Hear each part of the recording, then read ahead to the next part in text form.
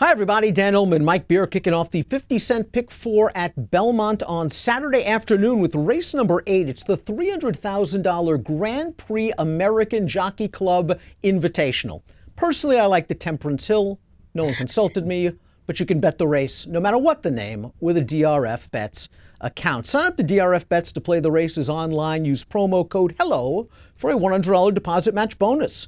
Members have access to an exclusive rewards program that allows them to earn up to 5% weekly cash back and free DRF products. Sign up to DRF Bets today at drf.com/bet.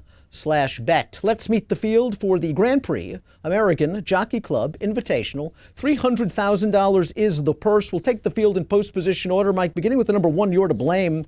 You're to Blame's been knocking on the door, hasn't he? Came with a run in the Pimlico Special, 3 starts back, raced in the 2-path. I thought Jose Ortiz did everything he could in the Brooklyn to get to the inside, but he got outposted sort of by his uncoupled stablemate Marconi. And then once he was passed, Jose ducked to the rail brilliantly and he was only beaten a length. What happened last time in the Alley, Dar? Was he just overmatched against the Tom State Tots of the world? I mean, maybe it was a little bit of that, but you expected him, I think, to run a little better in the Aladar last time. I don't know what happened. The pace was fast in that race. You could see Ortiz try to go forward early, but they just went too fast for him.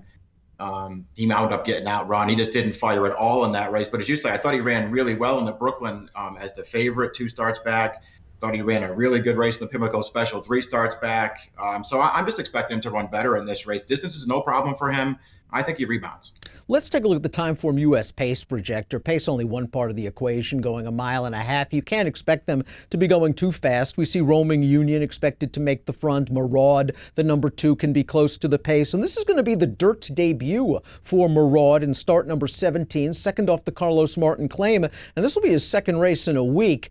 This was ran on the turf most recently in the Grade 3 Red Bank. Let's watch that race right now. First time blinkers in. He was pressing the pace on the outside. He briefly takes over the lead, but he can't finish with the likes of Divisadero and the sharp, fiery speech. This is probably the best he can do right now on the turf. I guess he has some dirt pedigree and a lot of route pedigree. Yeah, I guess he does, but he's never run on dirt before. He's never been this far before, even close to this far, really. I don't know why I would take him as a dirt horse now going 1.5 miles against these horses.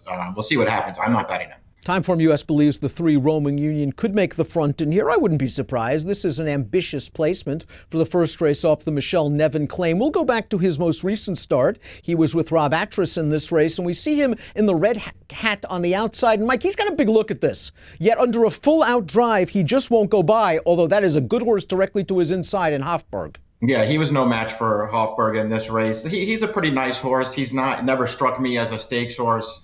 Claimed for 62.5 a couple of times already this year. I don't know, Dan, maybe he'll make the lead in this race. I doubt he could take this field wire to wire. Realm is up next for Barclay Tagg. He's the number 4, and Realm is a horse that I think's been a little bit unlucky this year. He ran well in the skip away off the layoff behind Marconi, caught a wet track that I don't think he likes at all in the Westchester, and then in the the Brooklyn, again, he's just wide against the inside bias, and all things considered, he was right there at the finish. Last time out in the Suburban, he caught a couple of really nice horses at 1.25 miles. I like him stretching back out to this distance. He just fits this race real well. We just better hope it doesn't rain. Yeah, I agree. I don't think he wants a wet track. But yeah, I think if you go back and watch the Brooklyn again, I'm not so sure he wasn't best in that race. In a 3 or 4 wide trip, keeping up with the pace the entire way. Of course, that's the day you wanted to be on the rail. But he ran great in there. His Suburban wasn't even that bad. I think it looks pretty bad on paper. He just couldn't really go with those horses in the stretch. But up until the top of the stretch, he was right there.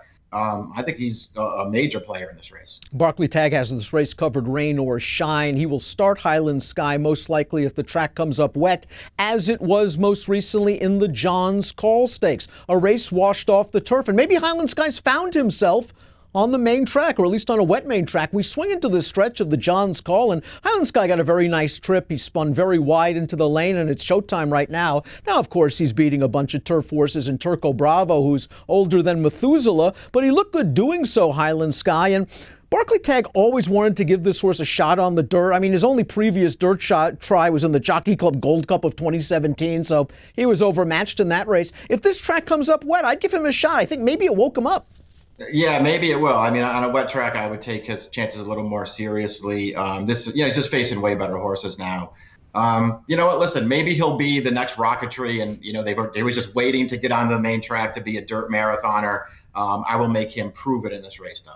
I think Carlino's a sleeper in this race. I just hate his running style because he has no speed whatsoever and is going to need some things to happen in front for him to come rolling late. But if you look at his 3 starts this year, his first race was the Pimlico Special. They ran him a 1.25 miles off a very long layoff. He ran okay. They ran him in the Suburban. Again, the 1.25 mile horses, the handicap horses, preservationists, McKinsey's, Yoshida's, they're just 10, 15 lengths better than the 1.5 mile horses. He couldn't stay with those horses. And last time out in the Alydar, I mean, he just didn't break at all. He made a little bit of an inside run on the turn. And again, Tom's D'Etat dominated that race. He wants distance and he wants this company. Does he get enough pace? I mean, I don't know if there is enough pace for a horse like him. I mean, he just doesn't have any speed at all.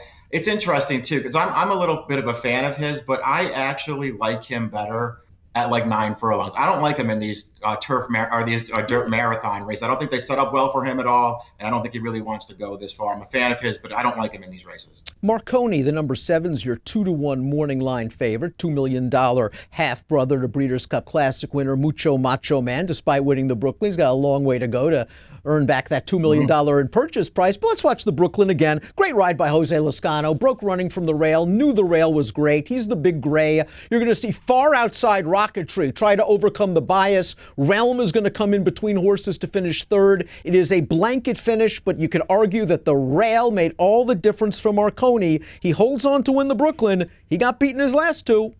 Yeah, he did. Listen, he did take advantage in this race. That was his 3rd stakes win in a row. And you know what? It's to his credit that he has the running style that he could take advantage of that track that day because you know what? He's a horse that wants to go long, but he also has some speed. So he can get any kind of trip you want to give him. I don't love his last 2 races. We're giving everybody the excuse for the Suburban against those handicap horses. He'll get it too. He just can't go with them. I don't know about his last race, Dan. King Zachary just dusted him at the top of the stretch. He did hold on for a second. I guess he's a player in here, but I want a different direction. Like Carlino, the number 8 Rocketry has no early speed. We saw him rolling at the end of the Brooklyn. It gave you at least a little bit of hope that this horse was rebounding into the form that he showed when first switched to the dirt at the end of 2018. That was really good form. They put blinkers on the Suburban. We'll give him the excuse for the Suburban fine. I can't give him an excuse for the Birdstone. He was just disinterested coming out of the gate. He lagged farther behind than usual. He didn't make a run at all. And I wonder if Jimmy Jerkins knows what to do. He had blinkers on, blinkers off. This horse needs a wake-up call. He's good enough to win on his best day. Yeah, he definitely is good enough to win on his best day. We'll see if he gets the right setup. He needs a little bit of pace in front of him. And if he can just turn it around, this is a field he can easily beat. I don't trust him, Dan, but I'll use him somewhere because I know he's good enough. Let's take a look at our top picks for the Grand Prix, American, Jockey Club, Invitational. We're both going with Barkley Tag. I went with Highland Sky. It looks like Tag's only going to run him on a wet track, so if he scratches, my second pick is Realm. I think Barkley's got this race pretty well surrounded. I do want to see Highland Sky get one more chance on the dirt. I think you made a very interesting comparison to Rocketry, a horse that had been running on the turf, switched to the dirt, woke up. Maybe it was just the wet track last time. I went 5, 4, 8, and 6, and if Highland Sky scratches, I go with your top pick. Yeah, I like Realm in this race, too. I just thought he was probably the right way to go. We'll see what happens with Marconi. I just didn't really want to bet or pick Marconi in this race. I'm going to use mostly Realm and Yor to blame down the rail. I think he deserves a chance to rebound. Those 2 with Rocketry. 3 major stakes races at Belmont Park on opening weekend of the Fall Championship meeting. Bet 'em all, including this race, kicking off a 50-cent pick 4 with your DRF Bets account. Sign up, drf.com/bet. Use the promo code HELLO for a $100 deposit match bonus. And once you sign up, you can get involved in that exclusive rewards program. You can get 5% weekly cash back and free DRF products. Approximate post time, race number 8 at Belmont on Saturday, 4:43 Eastern. Good luck.